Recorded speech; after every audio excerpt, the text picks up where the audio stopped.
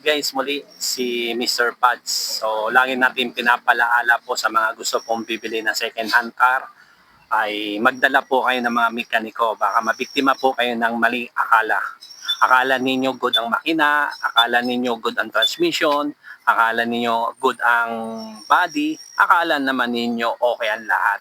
So bilang isa pong nag-assist buying, lahat po yan ay chine-check po natin at binibigyan po natin kayo ng feedback kung maganda po ang unit kapag kami yun na mga mekaniko na mag-check po ng yung unit. Kaya napaka-importante guys na kapag bumili po kayo ng second hand car, kailangan talaga ninyo meron po mag-a-assist sa inyo kasi pati mga papers ay tinitingnan po natin. Siyempre kami po ay nag-a-assist din po kami sa LTO.